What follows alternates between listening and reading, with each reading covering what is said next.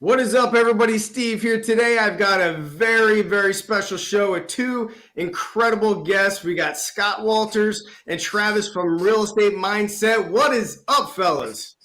What is happening?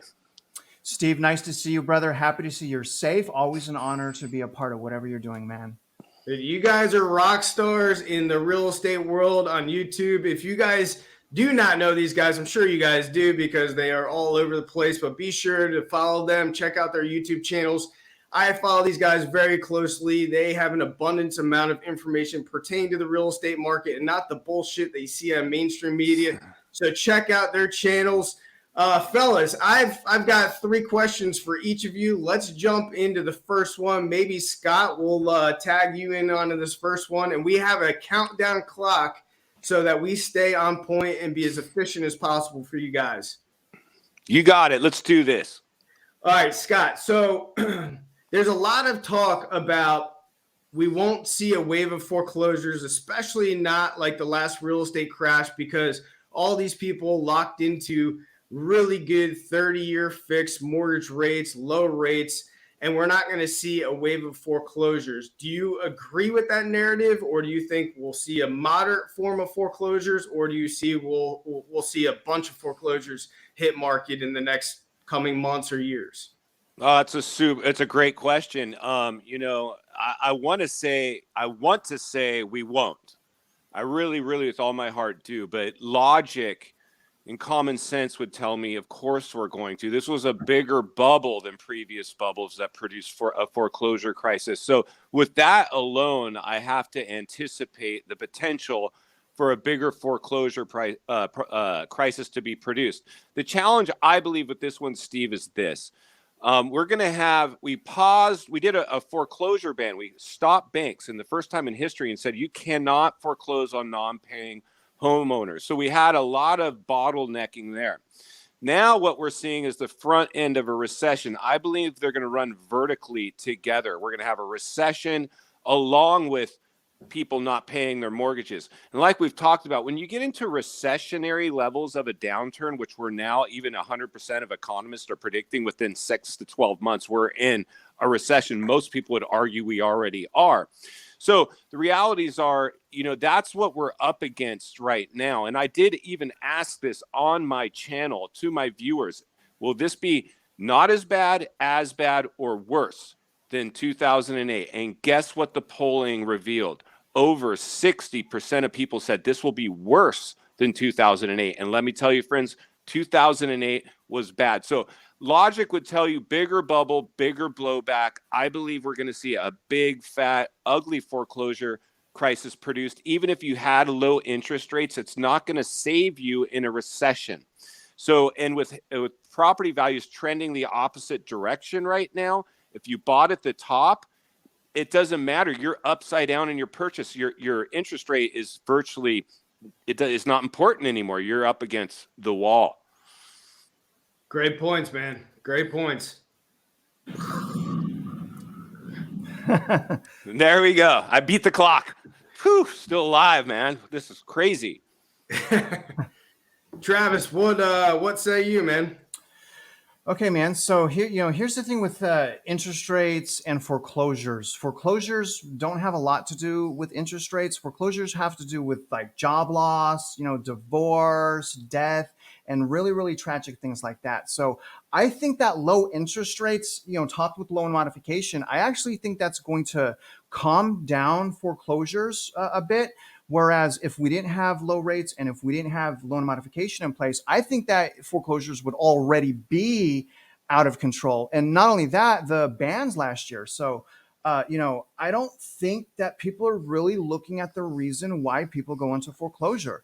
But I do think that the interest rates are going to help a little bit. But when we go into a recession and we go into a housing market with negative price declines, and someone has to sell, someone's a distressed seller selling in a distressed housing market, I think that's when we're going to have the influx of foreclosures and influx in short sales. But until some of these people with the low interest rates get desperate, once they start to get desperate selling in that a down market, a distressed market, that's when we're going to start seeing that. And again, I don't think that has a lot to do with interest rates. I think that the foreclosure is going to happen because of the quantitative tightening that needed to be done because of the lack of initiative the Federal Reserve took in 2021. I think, like Scott says, constantly, if they would have taken measures in 2021, at the beginning of the 2021, we wouldn't have as much blowback. But as a result of them continuing quantitative easing, we have a bubble right now,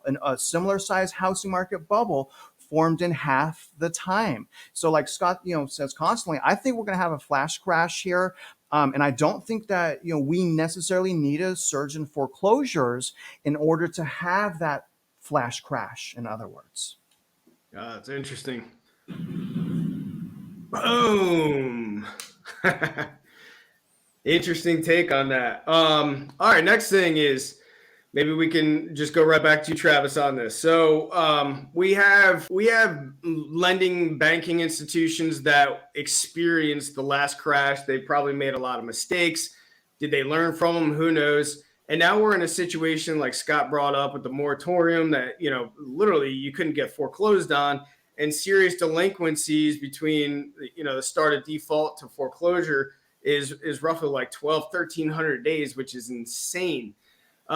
What do you think is going on behind the scenes? I know nobody really necessarily has this information, or maybe some of us do, but what do you think is going on behind the scenes between the borrower and the banking institutions when you have people that are multiple years delinquent and just not paying their mortgages? What do you think is happening?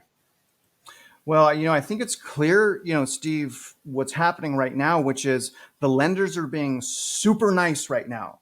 They're being super nice because they're not inundated with foreclosures, right? So, I think we got to understand that they're going to get a lot less nice as they become inundated with foreclosures. So in other words, I think the conversation that they're having with people right now is going to be different than the conversation they're going to have with people once the foreclosures really spiral out of control. But again, I think it's a friendly conversation. I think that, someone that's potentially in default is able to call their lender. I believe their lenders have a loan modification. Most lenders are servicing providers are going to have a loan modification department, and that loan modification department is going to analyze their income, typically going to analyze, other hardships that they may have, and essentially going to remodify their existing loan. Maybe it's a 40-year loan, maybe it's an interest-only loan, but there's a process of approval. So, I think the conversations are mostly good right now.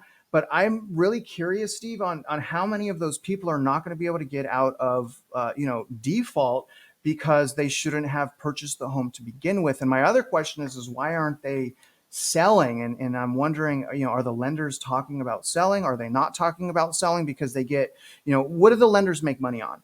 Right? They make money on payments. They make money on people paying interest. If people aren't paying interest, they're not making money. So the lender doesn't care if the payment's interest only. By all means, they'll keep someone in the house, paying interest only because it's 100% profit, and they'll never paying the loan off. So, I think right now it's profitable. Quite frankly, it's profitable, Steve, for the lenders to work on loan modification. And I think those are the conversations that are being had right now. I think that changes as we move forward. Nice. Scott, same question to you, but let's add a little caveat. Do you think it's going to backfire because maybe they're going to be, just backlogging and the whole shadow inventory? Is it going to backfire on the banks? Oh, absolutely, 100%. I mean, let's make no mistake about it. The lending industry is in massive trouble. We've seen the reintroduction of adjustable rate mortgages, buying down of rates, doing anything they can. But the realities are we've never seen the mortgage industry cool off at these levels since previous crashes. So the writing is now clearly on the wall. But I can promise you one thing, gentlemen. The banks aren't in their conference rooms talking about rainbows and sunshine right now. They're talking about the potential of taking back a lot of homes and how they're going to deal with that. So the realities are we are headed for potentially a massive foreclosure crisis. All we did was pause the inevitable. And now as panic and fear sweeps the markets, contagion's going to rip through them like never seen before because of our digital diet today is much heavier than previous bubbles. So we have that it's so multi-layered in my opinion. So the realities are this, my friends. I just think, it doesn't matter what your interest rate is. It doesn't matter. Like I think Travis had mentioned, if you go to the bank and ask for a loan modification, can I reduce my payment? You need to prove a hardship. Well, if you have a hardship like a job loss, no income anymore, that they can't modify a loan because you have zero income. They can't put you to zero. So you have to maybe have, like, my wife lost my job, or I got reduced hours, some kind of hardship. But the bank can't just modify a loan if you don't have the ability to pay anything as we enter in a recession and job losses are around the corner. That's what people are going to be faced with. Then they're going to dig their heels in and stop making their payment and wait for a sheriff's eviction to eventually push them out of homes. It's happened before. It will happen again. It's no longer if, it's purely when, my friends. Nice. Boom, dude. Skills. Fire again. Skills. That was skills. All right, Insane. that was skills. So, Scott, I think first off, your analogies are damn incredible, man. I love it. You're probably one of the most entertaining people on YouTube, and I love you for it, man. I think you hit something on point. I think that, we're talking about coming into a recession. It's debatable if we're there or not, and the unemployment that is going to come along with it. If I encourage everybody that's watching this right now, just type in job layoffs and you're going to just start seeing company after company after company. And I think this is just the beginning. And Scott says this all the time. We're in the first innings of this. Now, you're absolutely right in terms of what you guys are saying. If you're not employed, you're not going to get that modification. In the last crash, we saved hundreds and hundreds of people from foreclosure by doing short sales. And I encouraged them, like, try a modification. The problem was the banks they did not have the capability to even process modifications, let alone short sales, let alone foreclosures. It was a messy situation then, and it's probably going to be a messy situation coming up. And I believe, like you guys are saying, that they are delaying the inevitable.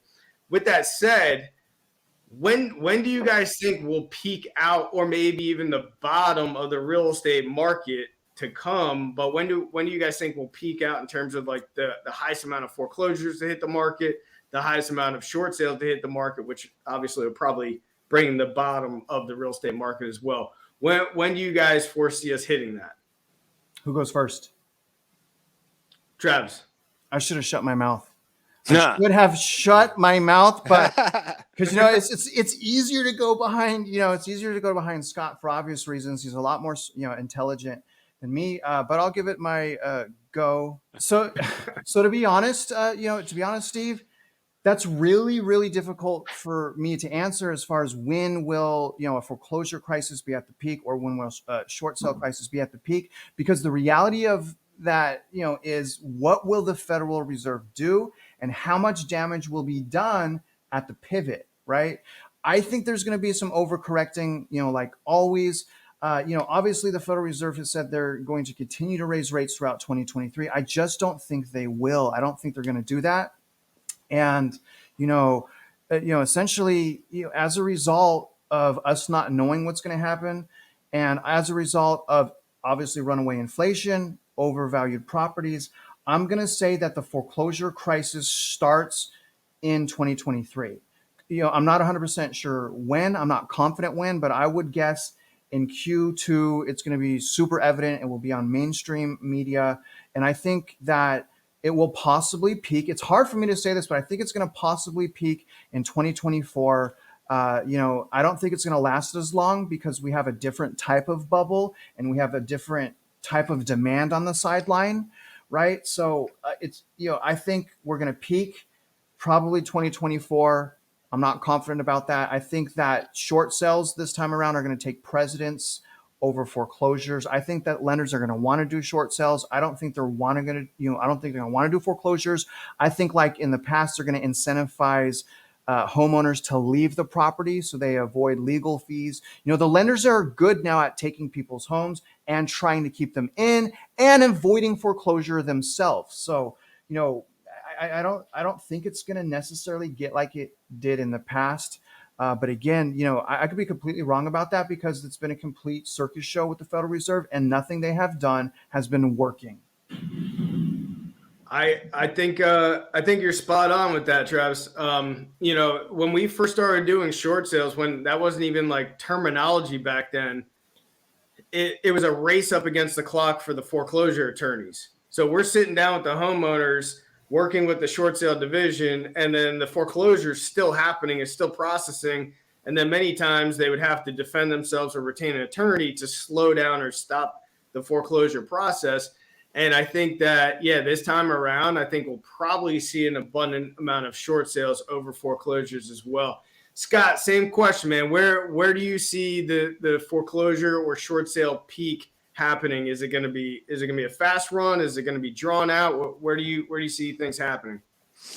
Yeah, well, Travis kind of sparked or touched on one thing, and I will as well, because for me personally, my friends, I believe by this time next year, Christmas 2023, in or around that time, we're going to start seeing the foreclosure numbers start to spike.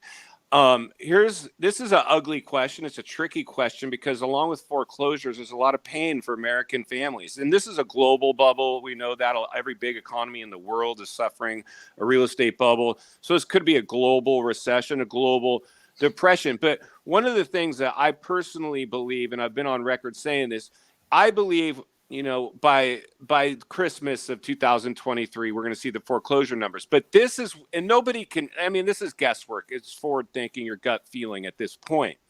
But I'll tell you when. I'll tell you when you can mark your calendar. I tell you when you can brace for impact. I'll tell you right now what to look for. As soon, the second mainstream media utters the word foreclosure, it is over. It is the nail in the coffin. This is all herd mentality. And mainstream media, if it bleeds, it leads. They don't care what happens to American families. They don't care the way you guys do about your viewers. All they want is ratings. So what I see personally, what's going to happen, just like right now, mainstream media talking about 2008 and recession, it's on. It's buckle up and strap in, because as soon as they report on it, it is over. I anticipate as soon as mainstream media and anybody watching today, watch for this. And you, just so you know, because like if you halfway expect something, it'll be less blindsiding when it hits. It'll take a lot of the power out of it. And that's why channels like this are so important. We're talking about things prior to them happening. So if and when they play out, you'll be less blindsided by it. But to finalize your question, Steve, I'll tell you exactly when I anticipate foreclosures to start sweeping America.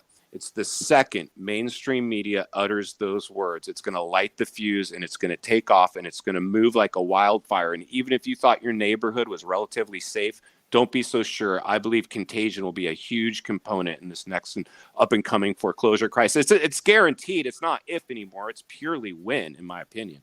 That's such a great point, because I think that all three of us on our channels, we are trying to figure out, forward thinking what's going on in the real estate market, and trying to project as good as possible to make sound decisions for us as well as people that watch us. And obviously we're not financial advisors in any sense, but yes, we're at things that we were talking about several months back about buyer's remorse and people overpaying for properties and all that jargon.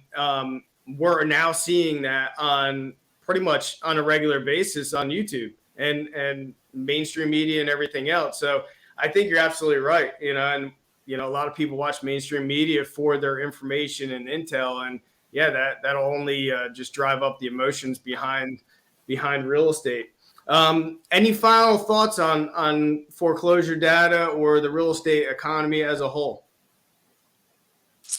Well, in final thoughts, I will take this opportunity. Sorry if I jumped in on you, Travis, because I love you, brother, and I love you too, Steve. In final thoughts, it's not if anymore. It's like we talked about, it's when. So, Steve, thank you so much for having me on the channel. We talk outside the channel a lot, so it's always an honor and a privilege to get to do this.